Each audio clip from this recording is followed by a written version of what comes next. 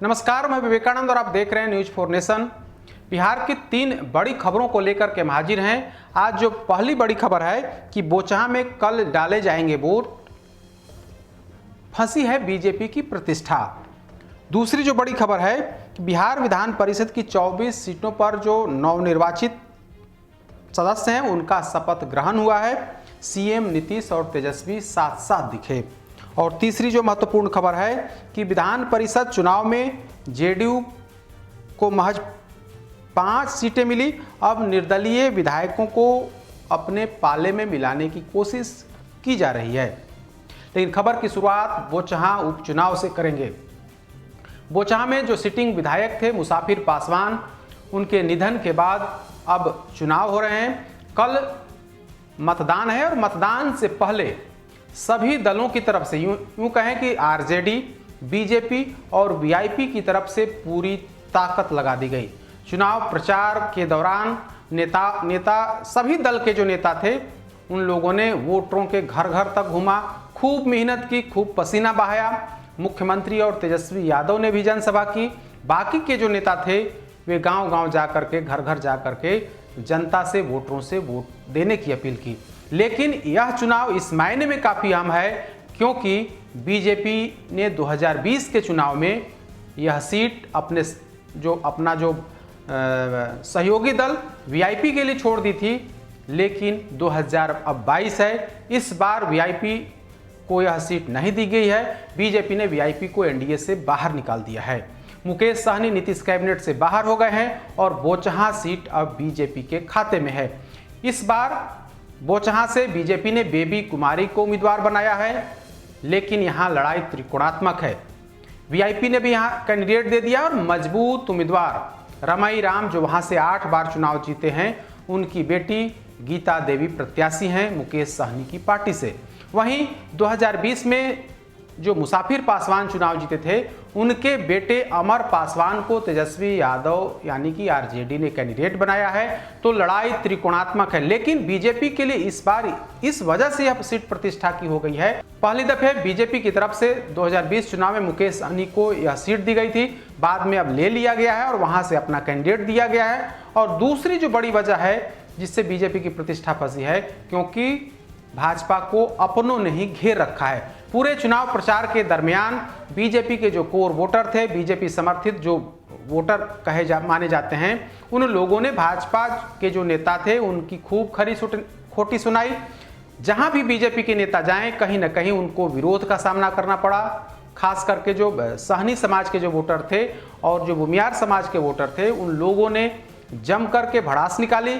कई नेताओं को भारी फजीहत किया। खुद प्रदेश के अध्यक्ष डॉक्टर संजय जायसवाल खबड़ा में एक कार्यक्रम कर रहे थे, वहां उन्हें विरोध का सामना करना पड़ा और इस तरह से उन्हें वहां से भाग जाना पड़ा, हट जाना पड़ा।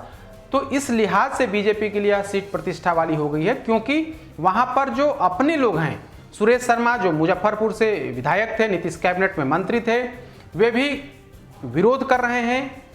और कार्यक्रम में जनसंपर्क के दौरान उन्होंने अपने आप को अलग रखा। कहा जाता है कि उनका गुट बीजेपी प्रत्याशी का जमकर विरोध कर रहा है। उनका गुट यह कह रहा है कि आप जिसे देना है वोट दे लीजिए, लेकिन भाजपा प्रत्याशी को वोट मत दीजिए। ऐसा इसलिए क्योंकि भाजपा अब वो भाजपा नहीं रही, वो बीजेपी नहीं रही, यह सिर्फ और सिर्फ वोट लेकर के भूलने वाली पार्टी हो गई है। तो इस तरीके से भाजपा प्रत्याशी के खिलाफ में माहौल बनाने की कोशिश की गई है। दूसरी जो बड़ी वजह है भाजपा की जो प्रतिष्ठा फंसी हुई है, क्योंकि वहां पर एक वर्तमान मंत्री और पूर्व मंत्री के बीच पेच है, विवाद है, और वो विवाद काफी गहरा हो गया है और उसका भी असर इस चुनाव पर देखने को मिला है। पूरे चुनाव प्रचार के दौरान यह बात तेजी से चला कि जिस समाज के लोगों ने भाजपा प्रत्याशी को जिताने की अपील की, सरकार में जब बीजेपी आई तो उन्हीं लोगों को परेशान किया जा रहा है, प्रताड़ित किया जा रहा है। तो इस तरीके से भाजपा प्रत्याशी के खिलाफ लगातार विरोध के स्वर सुनाई पड़े। हालांकि भाजपा इससे चिंतित नहीं है, क्योंकि चिंतित इस बात को लेकर के है कि अगर कोर वोटर हमसे बिछड़ गए तो निश्चित तौर पर इसका नुकसान होगा। लेकिन भाजपा का जो नेतृत्व है वो इस आस में है, क्योंकि वहां पर लड़ाई त्रिकोणात्मक है। मुकेश सहनी के जो कैंडिडेट हैं गीता देवी, उन्हें मल्लाह और उनकी अपनी जो जाति है उस जाति पर पूरा भरोसा है। वहीं आरजेडी के जो कैंडिडेट हैं उन्हें एमवाई समीकरण के साथ साथ पासवान वोटरों का भरोसा है। तो सबके अपने अपने दावे हैं, लेकिन जिस तरीके से भाजपा प्रत्याशी या भाजपा नेताओं को वहां पर विरोध का सामना करना पड़ा, अगर वो गुस्सा, हालांकि नेतृत्व की तरफ से गुस्सा कम करने की कोशिश की गई, अगर वो गुस्सा कल बूथ पर दिखा तो निश्चित तौर पर बोचहां में भाजपा की प्रतिष्ठा फंस सकती है, वहां पर बीजेपी कैंडिडेट की स्थिति खराब हो सकती है। अब देखने वाली बात होगी, कल वहां पर चुनाव है, सुबह 7 बजे से चुनाव वहां पर होंगे, मतदान की प्रक्रिया शुरू होगी। तो उसके अलावा हम वहां बताएं कि निर्वाचन आयोग की तरफ से 285 बूथ बनाए गए हैं, कुल मिलाकर के 2,90,955 वोटर हैं। इन वोटरों में मुसलमानों की जो आबादी है या फिर मुसलमान वोटरों की जो संख्या है सबसे अधिक करीब 40,000 के आसपास है। वहीं 35,000 के आसपास भूमिहार वोटर हैं। यादव वोटरों की संख्या करीब 27,000 है। कोयरी कुशवाहा वोटर 15,000 हैं। मल्लाह जो मुकेश सहनी की जाति से हैं, समाज से हैं, उनका वोट करीब करीब 38,000 है। यह वोट काफ़ी मायने रखता है। पिछली बार यह वोट कहीं न कहीं एनडीए प्रत्याशी के पक्ष में गया था, लेकिन इस बार खुल्लम खुल्ला ये लोग विरोध कर रहे हैं। पासवान जाति 27,000, रविदास जाति के वोटरों की संख्या करीब 23,000 है। यानी कि जो वीआईपी कैंडिडेट का जो वोट, जिस वोट पर उनकी नज़र है, वो उनकी अपने समाज यानी कि मल्लाह समाज का 38,000 और रविदास जाति के करीब 23,000 वोटर पर मुकेश सहनी की पार्टी वीआईपी कैंडिडेट की नज़र है।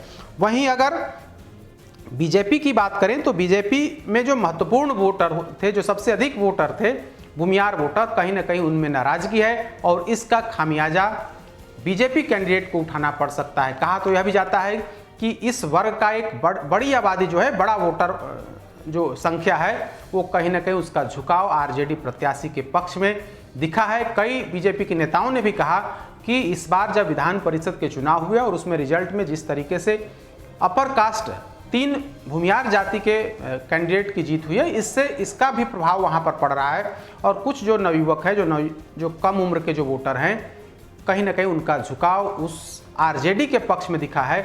अगर यह झुकाव वोट तक यानी कि मतदान केंद्र तक रहा तो निश्चित तौर पर राजद के लिए अच्छी खबर हो सकती है। तो राजद को एमवाई समीकरण के अलावे पासवान जाति के वोट पर भरोसा है। उसे आशा है कि इन 3 जाति के वोट के अलावे अन्य जो जातियां, जो छोटी छोटी जातियां हैं या फिर जो बीजेपी से नाराज वोटर वर्ग है, वो वोट हमारे पक्ष में करेगा और इस तरीके से हमारे कैंडिडेट यानी कि अमर पासवान की जीत होगी। तो तीनों प्रत्याशी के अपने अपने दावे हैं, तीनों के अपने अपने समीकरण है। अब देखने वाली बात होगी, कल चुनाव संपन्न हो जाएगा। हालांकि काउंटिंग तो अगले 4 दिनों के बाद है, लेकिन कल शाम तक स्थिति स्पष्ट होगी। लेकिन पूरे चुनाव प्रचार के दरमियान सबसे अधिक निगाह बीजेपी पर थी, क्योंकि बीजेपी के नेताओं को हर जगह विरोध का सामना करना पड़ रहा था। दूसरी जो बड़ी खबर है कि बिहार विधान परिषद की 24 सीटों पर जो चुनाव हुए थे, विजयी कैंडिडेट का आज शपथ ग्रहण हुआ और इस कार्यक्रम में मुख्यमंत्री नीतीश कुमार और तेजस्वी यादव दोनों शामिल हुए। दरअसल स्थानीय प्राधिकार के तहत जो 24 सीटों पर चुनाव हुआ, उसमें आरजेडी को 5, आरजेडी को 6 सीट, बीजेपी को 7, जेडीयू को 5, कांग्रेस को 1, पशुपति कुमार पारस की पार्टी को 1 और निर्दलीय को 4 सीटें गई थी। तो इस तरीके से वो संख्या बल 24 का संख्या बल हुआ।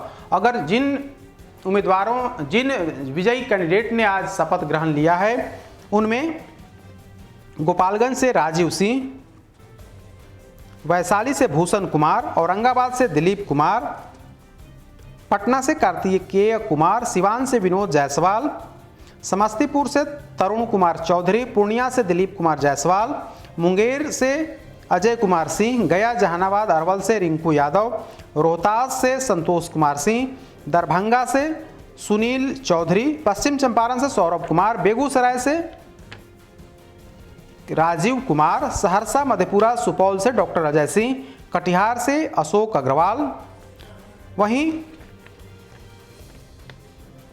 मुजफ्फरपुर से दिनेश सिंह, नालंदा से रीना यादव, भागलपुर से विजय कुमार सिंह, भोजपुर बक्सर से राधाचरण सेठ, सीतामढ़ी शिवहर से रेखा देवी। जबकि जो 4 निर्दलीय जो कैंडिडेट जीते हैं उसमें मोतिहारी से महेश्वर सिंह, मधुबनी से अंबिका गुलाब यादव, सारण से सच्चिदानंद राय और नवादा से अशोक कुमार यादव। तो कुल मिलाकर के जो 24 कैंडिडेट चुनाव जीते थे उन तमाम लोगों का शपथ ग्रहण हुआ।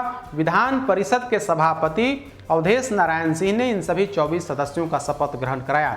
इस अवसर पर बिहार के मुख्यमंत्री नीतीश कुमार, नेता प्रतिपक्ष तेजस्वी यादव, पूर्व मुख्यमंत्री राबड़ी देवी भी मौजूद थी। वहीं नीतीश कैबिनेट के कई अन्य मंत्री इस अवसर पर मौजूद रहे। मंच पर नीतीश कुमार के साथ साथ तेजस्वी यादव भी दिखे, डिप्टी सीएम भी वहां पर दिखे। तो इस तरीके से यह कार्यक्रम हुआ और सभी सदस्यों को पद एवं गोपनीयता की शपथ दिलाई गई। तीसरी जो खबर है वो विधान परिषद से ही हम करेंगे। दरअसल बिहार विधान परिषद की 24 सीटों पर जो चुनाव हुए थे उसमें जेडीयू को महज 5 सीटें मिली। जेडीयू 11 सीटों पर चुनाव लड़ी थी, बीजेपी 12 सीट पर, बीजेपी के खाते में 7, जबकि जेडीयू के खाते में 5 सीटें आई। अब जेडीयू अपनी संख्या को बढ़ाने की कोशिश में जुटी है। बिहार विधान परिषद चुनाव में, विधानसभा चुनाव में जेडीयू के पास 43 विधायक जीत करके आए थे। हालांकि उसमें संख्या को बढ़ा 2-3, एक लोजपा, एक निर्दलीय और एक बसपा, इन लोगों को नीतीश कुमार की पार्टी ने अपने पाले में मिला लिया। अब विधान परिषद चुनाव में 4 निर्दलीय जीते हैं। हालांकि ऐसा कानूनी अड़चन है कि निर्दलीय को आप दल में शामिल नहीं करा सकते हैं, लेकिन आप उनका समर्थन ले सकते हैं। वे जेडीयू में अघोषित तौर पर विश्वास जता सकते हैं। तो इसी कड़ी में जेडीयू नेतृत्व की नज़र उन निर्दलीय जो चुनाव जीत करके आए हैं उन लोगों पर है और इसकी शुरुआत भी हो गई है। आज शपथ ग्रहण कार्यक्रम के बाद नवादा से जो निर्दलीय चुनाव जीते थे अशोक यादव, वे मुख्यमंत्री आवास पहुंच गए। उसके पहले मुख्यमंत्री के यहाँ जाने से पहले नवादा से जीते हुए प्रत्याशी अशोक यादव ने मंत्री विजेंद्र यादव से मुलाकात की। मुलाकात के बाद वे उनके साथ सीएम हाउस गए, जहां मुख्यमंत्री नीतीश कुमार से मुलाकात की। अब यह कहा जा रहा है, हालांकि सीएम हाउस से बाहर निकलने के बाद कहा कि हमें तो सभी दल के लोगों ने वोट दिया है, हम तो किसी दल के प्रत्याशी थे नहीं, हम निर्दलीय प्रत्याशी हैं। तो ऐसी स्थिति में हमने मुख्यमंत्री नीतीश कुमार से मुलाकात की है और नीतीश कुमार तो पूरे बिहार के मुख्यमंत्री हैं, तो ऐसे में उनसे मुलाकात में कोई हर्ज नहीं है, कोई दलीय बंधन नहीं है। इसी वजह से हमने मुख्यमंत्री नीतीश कुमार से मुलाकात की है। मुख्यमंत्री से मुलाकात के पहले तो हमने राबड़ी देवी से ही मुलाकात की है, लेकिन जो चर्चा है वो चर्चा यही है कि जेडीयू अब उन निर्दलीय जो एमएलसी हैं उन पर नजर गड़ाए हुए है। भले ही दल में शामिल नहीं कराए, लेकिन जेडीयू नेतृत्व की कोशिश है कि उन्हें वो मेरे पाले में आ जाएं, वे मेरे समर्थित रहें। यानी कि कानूनी तौर पर भले ही वे जेडीयू के मेंबर नहीं हों, लेकिन उनका समर्थन जेडीयू को रहे। इस तरीके से संख्या बल को बढ़ाने की कोशिश जेडीयू की तरफ से की जा रही है, क्योंकि इस बार के चुनाव में सहयोगी दल बीजेपी को 7 सीटें मिली हैं, जबकि जेडीयू को 5 सीटों पर ही संतोष करना पड़ा है। तो इस तरीके से अब निर्दलीय जो एमएलसी हैं उन पर डोरा डालने की कोशिश जेडीयू की तरफ से की जा रही है। हम आपको बताएं कि इस बार 4 निर्दलीय चुनाव जीते हैं। मोतिहारी से महेश्वर सिंह, मधुबनी से अंबिका गुलाब यादव, सारण से सच्चिदानंद राय और नवादा से अशोक यादव। तो इसमें नवादा से जीते अशोक यादव ने तो मुख्यमंत्री नीतीश कुमार से मुलाकात कर ली है। मोतिहारी से महेश्वर सिंह जीते हैं, वे चुनाव से पहले आरजेडी के उपाध्यक्ष थे प्रदेश के, लेकिन निर्दलीय चुनाव लड़ रहे थे। इस वजह से पार्टी नेतृत्व ने उन्हें दल से 6 सालों के लिए निष्कासित कर दिया था। मधुबनी से अंबिका गुलाब यादव भी आरजेडी के विधायक रह चुके हैं। जब पार्टी ने प्रत्याशी नहीं बनाया तो इन्होंने निर्दलीय अपनी पत्नी को चुनावी मैदान में उतार दिया। इसके बाद तेजस्वी यादव ने इन्हें भी दल से निकाल दिया था। वहीं सारण से सच्चिदानंद राय, ये पहले 2015 में बीजेपी से चुनाव जीते थे, लेकिन इस बार नामांकन से ठीक 2 दिन पहले बीजेपी नेतृत्व ने इनका टिकट काट दिया था। इसके बाद इन्होंने दल की परवाह किए बिना निर्दलीय चुनाव लड़ा और बड़ी मजबूती से चुनाव लड़े और जीते भी। इस तरीके से ये बीजेपी के माने जाते हैं, भले ही बीजेपी ने इन्हें दल से निकाल दिया हो। तो इन 4 जो जीते हुए कैंडिडेट हैं उसमें 3 कहीं ना कहीं आरजेडी से संबंध रखते हैं, जबकि एक जो सच्चिदानंद राय हैं वो बीजेपी से ताल्लुक रखते हैं। तो यह समीकरण है। हालांकि आज अशोक यादव ने मुख्यमंत्री से मुलाकात की है और कहा भी है कि वे हमारे बिहार के मुख्यमंत्री हैं, हम इसी लिहाज से हम उनका आशीर्वाद लेने गए थे, दल में मिलने की कोई बात नहीं है। वैसे भी हम दल में मिल नहीं सकते क्योंकि हम तो निर्दलीय चुनाव जीते हैं। अब देखने वाली बात होगी कि आगे क्या कुछ होता है, क्या अन्य निर्दलीय जो कैंडिडेट हैं, निर्दलीय जो एमएलसी हैं, वे भी मुख्यमंत्री नीतीश कुमार से मुलाकात करते हैं या फिर अशोक यादव ही मुलाकात करके जेडीयू को समर्थन देते हैं। ये 3 बड़ी खबरें थी, तीनों के बारे में हमने आपको विस्तार से बताया। कल फिर से बड़ी खबरों को लेकर के हम हाजिर होंगे, तब तक हमें दीजिए इजाजत। नमस्कार।